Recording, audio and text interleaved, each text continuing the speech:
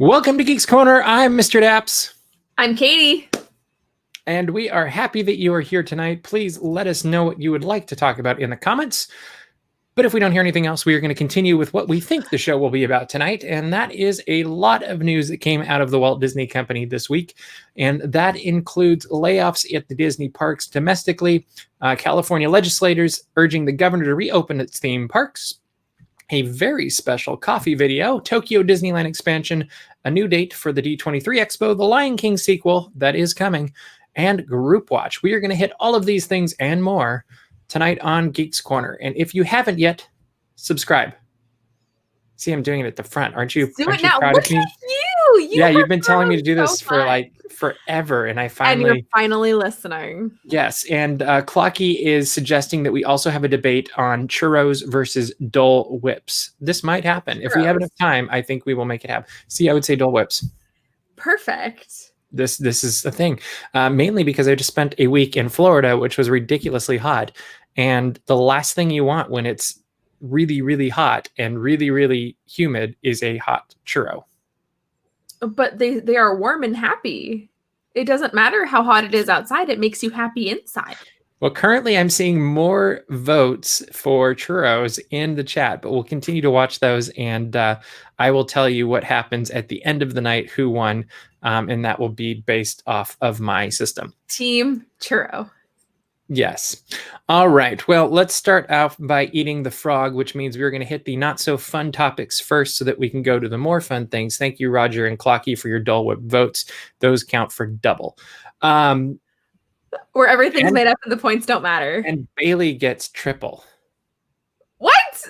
Well, because she's our historian, so she gets extra points. Well, Steven said churro in all caps, so... Yeah, since it's all chat caps, that's actually not correct. So that's -3 points. Mr. Daps, you're so rude. Anyway, in more serious news, today it was announced that 28,000 cast members across the United States in Disney parks, experiences, and products will be losing their jobs. That has already begun to happen. We've seen tonight. And this is not a fun topic to be hitting, but it is the topic that is in the forefront of many people's minds tonight. And it really is the culmination of a rough business environment caused by a even rougher medical environment. Is that the right word?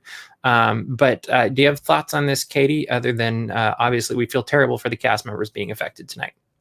Yeah, that's my main thought is I hurt for the cast members that have no idea what's going to happen. I think it's a little bit lame on Disney's part that they announced this before they started doing layoffs, because now you just have cast members in a panic that have no idea what's going to happen to their job. And I get it because of websites that would run with the story. Yes. I mean, there's already been websites running with a similar story this week that, as others have been laid off, that I'm assuming are part of this 28,000. But yeah, because there are some parasitic websites that would, if news got put out that domestic park cast members were being laid off, they would run with that, and it would unfortunately do very well for them. So I think that Disney was kind of in a lose-lose situation, but I don't think it's fair to cast members that they are now going to spend their whole week wondering, am I okay or not?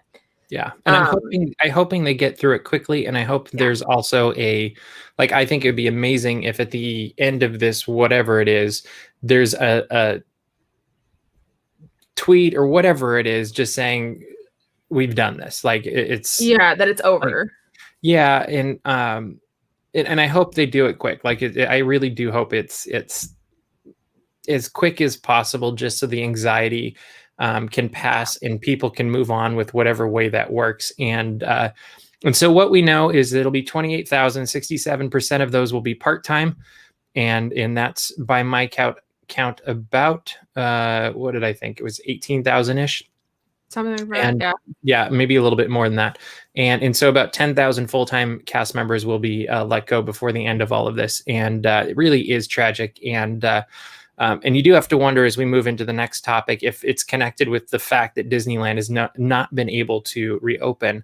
And I think that this is a really interesting thing because I just spent a week at Walt Disney World. And I can tell you, for every second I was in Walt Disney World, I felt safer than any place I've gone here in California.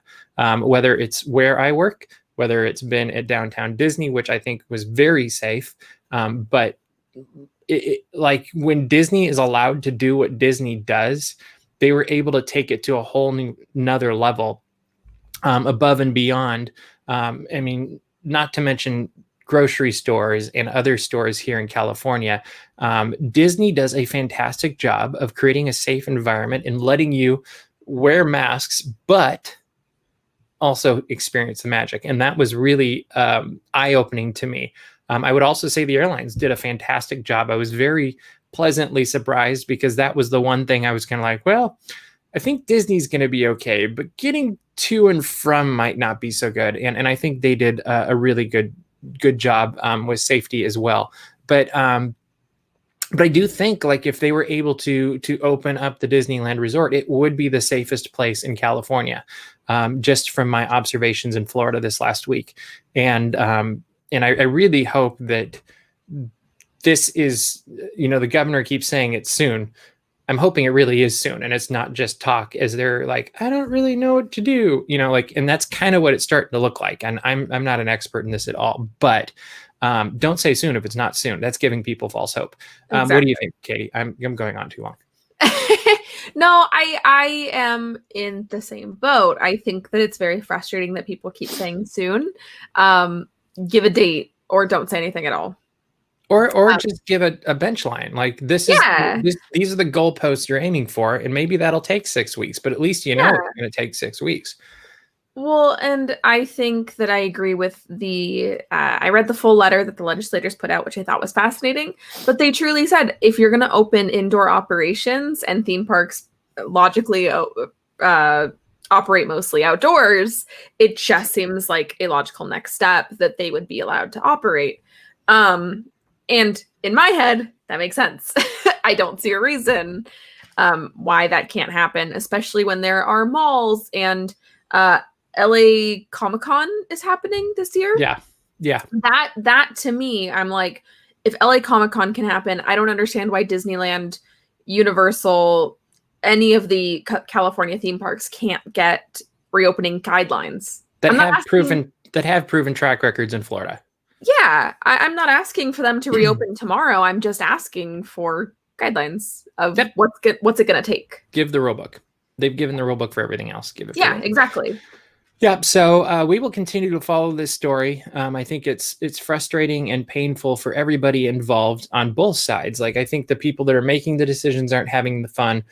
I feel terrible for all of the cast members tonight. I also feel terrible for the leadership of Disney tonight, because it's never easy to be the one that has to make that call. And granted, that's the better place to be.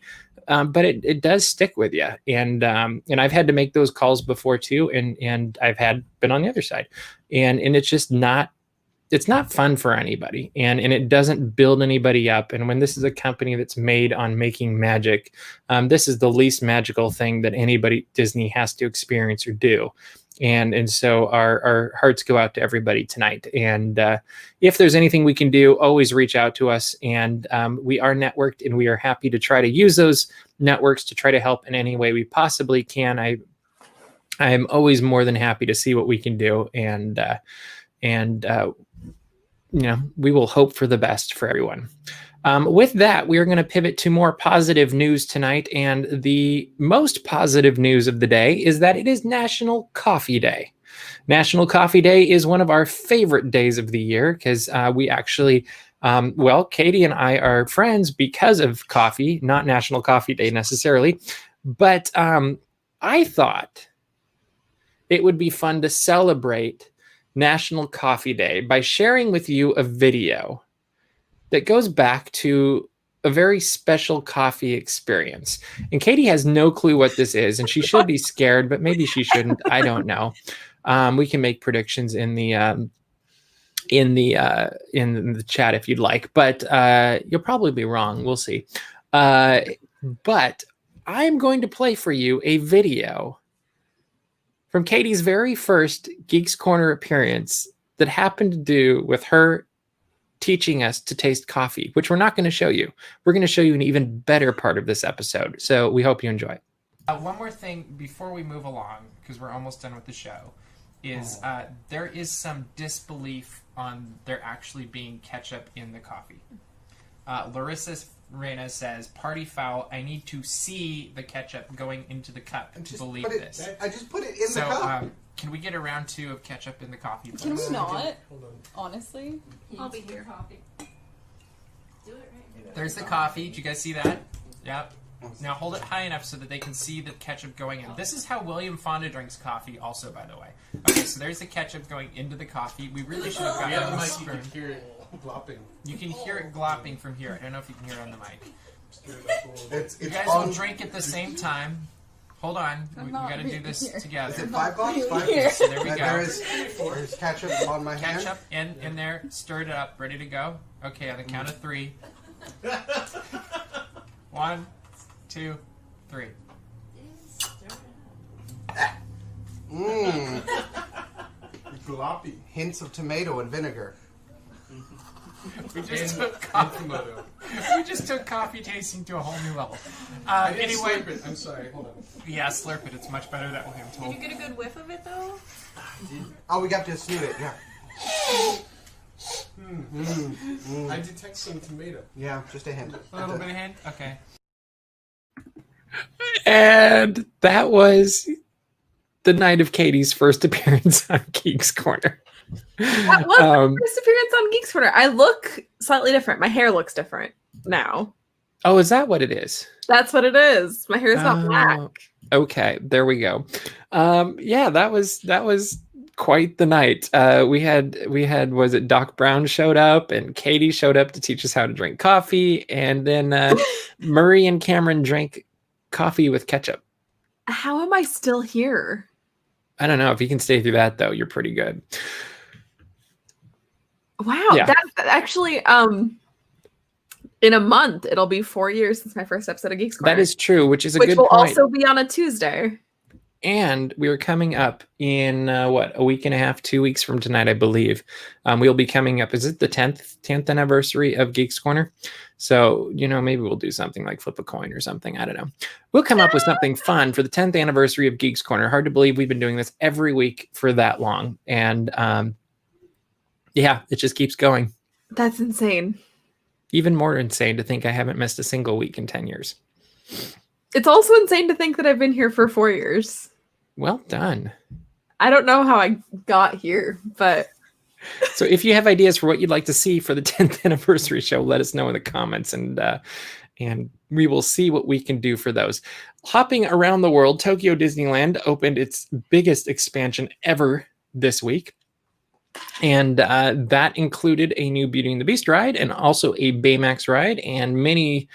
What is it? A salon? I'm forgetting what exactly it is. A meet and greet. It's a meet and greet, but it's like her little salon. Minnie is a super international model. Yes. And she's a fashion designer, and this is her studio. Studio. That's the word I was looking for. So what did you think of all of these new things that came to Tokyo Disneyland? Like, I will admit there's some things that I really think are awesome, and other things I'm kind of like, oh, okay. Yeah, I'm the same way. Beauty and the Beast, amazing. Especially the castle. Yeah. And the fog. Yes, the castle and the fog is incredible. Watching the video, it feels like Magic Kingdom's New Fantasyland kicked up to a whole nother level. Totally agree. Yep. The thing that I'm like about is the Happy Ride with Baymax. I think that it is alien swirling saucers / Mater's Junkyard Jamboree. I agree. It's cute. It's Baymax. I love it. I like that there's Big Hero 6 representation. And in it's the park. actually a fun attraction. It's just not innovative. Not anything crazy. They are putting out new music, and there's like light shows in the Baymax, which I think is. But really are you cute. getting hugs from Baymax? That's the question I want to know. That's the problem.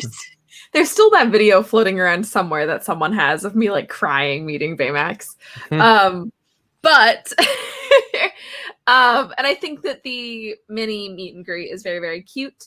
There's like a Figaro animatronic in the queue, and there's little paw prints all over. But I think that the Beauty and the Beast The attraction in some ways falls a little flat for me, which is a little bit of an unpopular opinion. Very. Yeah. So for the most part, I think that the attraction is gorgeous. I think the animatronics are gorgeous. I actually sent a video of the ride through to my coworker who themed her wedding to Beauty and the Beast, like loves Beauty and the Beast with her whole heart. She loved it. I texted her and I immediately said, Alicia, I think you're going to love this. And she was head over heels. And that is what matters to me. It doesn't matter my opinion. She is the person that like loves Beauty and the Beast. And it was a home run for her. Well, and it really is putting you inside the scenes of the movie. And that's, it's done in a different way than traditional. And in fact, having now been on Mickey and Minnie's Runaway Railway, I see some similarities for how the storytelling devices. But yeah, I think it's going to be a home run. I will be curious to see if they have an exclusivity pact or whatever that it can only be there and they can't replicate it in Florida or wherever it is that they'd want to do it. But I love that they're actually getting into this story and telling the Beauty and the Beast story in an attraction way, because I think it's been far too long and it should have been a long time ago. And it should have been at Disneyland, I think. I would have loved to have seen it in the back of Fantasyland or something. Yeah. Like where the motorboats were.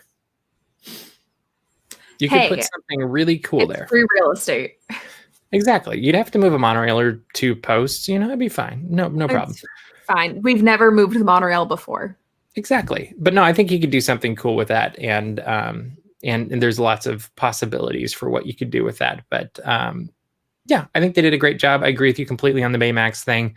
Like it was like, oh, okay, I've seen that before. And it looks kind of like the one in Florida even more. And it's cute, but I kind of just I almost feel like I want either a very smooth, comfortable, dark ride that's kind of like Steven saying that there should be Baymax is basically the vehicle giving you a hug, or like a flying fast one where it kind of like shoots you around Tomorrowland or something, like when you're flying on him.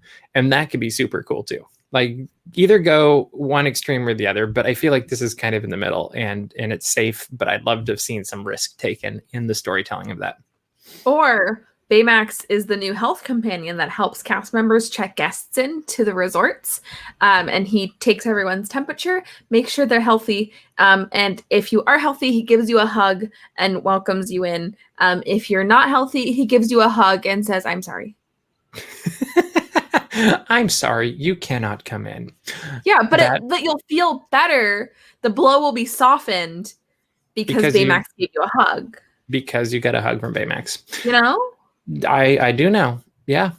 Moving right along to more Disney fandom, the D23 Expo has got dates. It's in September of 2022, which isn't a huge surprise because when tickets did not go on sale, I was kind of like, I'm betting this is going the way of Star Wars Celebration. And I actually think it's a really good call because people are going to be able to come. They're going to be able to enjoy. It'll be a lot of fun. They're going to talk about what they're going to do for the 100th anniversary of the company.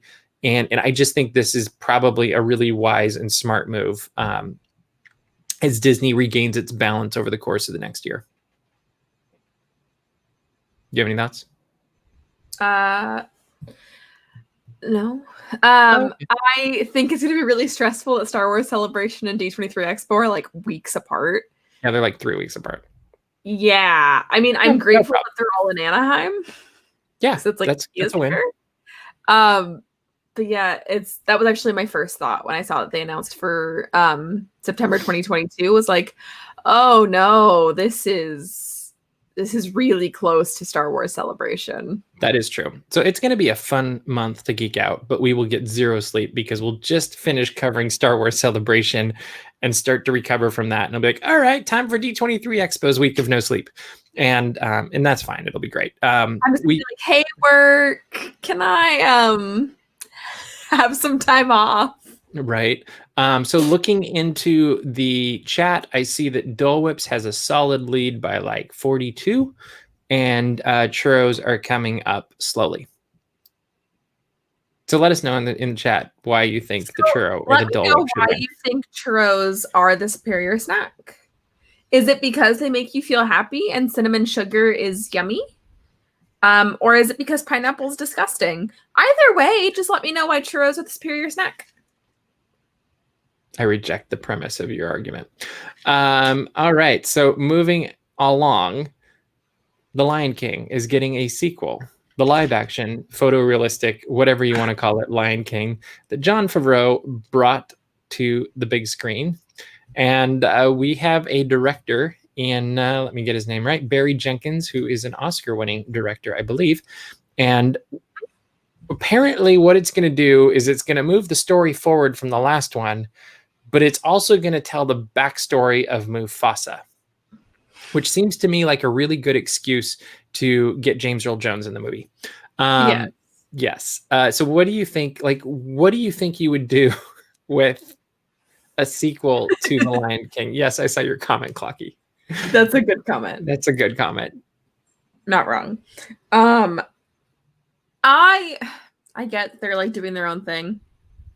I'd love to see Lion King 1.5, but live action. We don't know that that's not that though. Okay, can I see Lion King 1.5 live action? Maybe. Because here's the thing. I don't think they're going the comedic route just by the director, but you never know. Yeah. So, I'll give it to you straight. Didn't love the Lion King live action. I don't think it was original enough for me to be like, You don't wow. want to hear Seth Rogen sing some more? So here's the thing.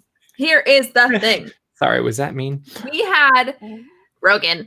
We had a show tunes playlist at work, right? It was called Soundtracks and Show Tunes. On it, we played 2 Lion King songs. They were Circle both of live Life. action. Circle Okay. of Life. That makes And, sense. oh, actually 3. Circle of Life, Hakuna Matata, and Can You Feel the Love Tonight? See, I would have expected the first and the last. Yeah. But they were the live action versions. The one thing I love, though, is the live action movie gets better when you watch the bonus features, especially the Seth Rogen ones where you see them trying to help him sing and the guy is just like, he's trying. And it made that performance, like when you see somebody work that hard for it, it actually made me enjoy that performance. Like it completely changed my perspective on the movie in many respects. Cause I was like, oh, like you really like, you were not set up for success with this and you gave it your all. Like I would hope somebody gives me that amount of grace. And like I give him major points for that. There is some weird uncanny valley things that happen in the movie, it seems like. And that I actually think will be better in the next movie because you think it'll probably be 4 to 5 years before this thing actually hits theaters. And imagine the technology advances that'll happen like already, but by then as well, when you look at what they've already done with like The Mandalorian and whatever. So I'm really curious to see how it looks. I'm curious also if this will be a musical because that could be like, I hadn't really considered that till just now, but I kind of assume you don't think it will be. I think it will be. Oh, okay, yeah, I do too. Otherwise, it's just a weird story about talking lions. If they sing, it at least maybe they just pull like a new Shakespeare play. I don't know which one. Is that a new Shakespeare play? Is that implying that? Oh, I thought you meant. Is that implying that Shakespeare has written something new? Yes, actually. Didn't you hear? Hear what? What is the tale? It's as old as time. Yes. Yes. Anyway, I hope they do something interesting with it, and I really hope that it adds value to the story, and it takes some creative risks, and we walk away from it glad that we saw it, as opposed to going, "Oh, that wasn't necessary," and Much Ado About Lions. See, that would be good. I'm all for this. It would be good. You have to admit. Anyway, Midsummer's Lion's Dream. There's something there with Lion Sleeps Tonight with Midsummer Nights. It's there. I just can't work for it. Yeah, I can't get it either. Hopefully it shows up in there. Yeah. Bailey is saying, if you think about it, Lion King 2 is Romeo and Juliet. I will have to go back and rewatch it because I will admit I watched it once and that was plenty for me. And that could be a good way to, I mean, I don't know how you'd connect with Mufasa, his origin story or whatever, but that could be an interesting thing too. All right, hopping on over to Disney Plus. Today, it was announced that Group Watch has been released. And that is the basically a watch party for up to 7 people that are Disney Plus subscribers so that they can watch Disney Plus shows together, which is great for us because we like to watch Disney shows together on Disney Plus. It'll be a blast. What do you think about this new feature? And what do you really want to watch first on Group Watch? Eddie Murphy's Haunted Mansion. Really? Yes. I've been really wanting, so I've seen parts of it. Not Mr. Boogedy. No. So I've seen parts of it, but I haven't watched the full thing in a very long time. So I feel like it might be Country Bear, where I be like, that's not as bad as it's not as bad as I thought it was going to be. And I have seen some very hot takes on Twitter that it's a very good film. So I've been holding off on watching it alone because I feel like oh God, I sound so vain, that my reaction should be put on film.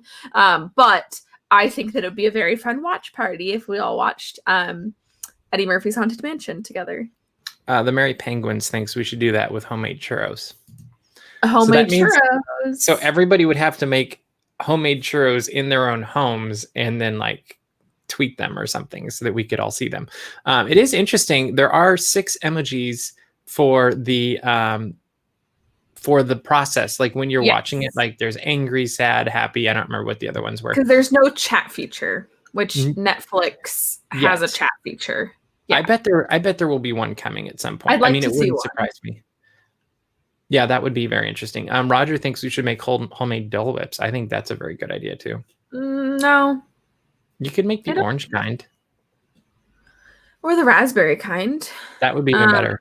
That's a good choice. Yeah, but the traditional Dole Whip is pineapple. Therefore, I refute the very basis of what you are suggesting. But who said it has to be traditional? Maybe we don't want traditional churros. Look at what they've done with those in the last couple of years. By not putting a modifier on the phrase Dole Whip, you are implying that it's pineapple. You really haven't watched this show very long, have you? I've been on it for 4 years. No, I haven't been watching it. Exactly. So you should know by now, the way it works is whatever amuses me is probably what's going to end up happening because there is no sense in half of what happens on this show. I was trying to make good television and argue my point. That'd be fun if we got on television someday.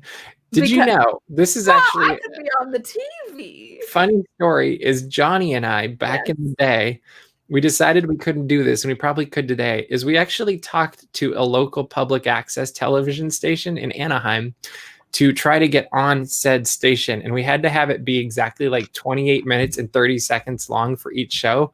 And we decided that would be too hard for us to do on a weekly basis. And like, because that was when we were pre-editing.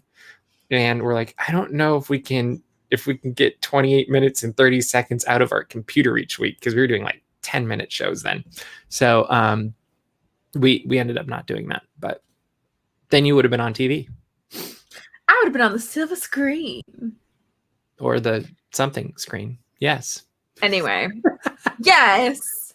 Group Watch is going to be a lot of fun. I agree with you. And I actually think Haunted Mansion is it's campy. It's kind of I like campy. Yeah, it's corny, it's campy, but it actually is kind of fun. And Clocky has a point. There's a pineapple emoji. That's not a Dole Whip. You just said it was pineapple. Okay, that is a pineapple. A pineapple. That is not a whip. How many different ways can you say pineapple? I'm just curious. How many ways can you be rude? I'm just curious. No, I'm just asking. Pineapple. Pineapple. Okay. Yep. Pie. I feel like you should say it like super fast too, like pineapple. Pineapple. Yeah. Pineapple. Pineapple. Also, This is just a funny note.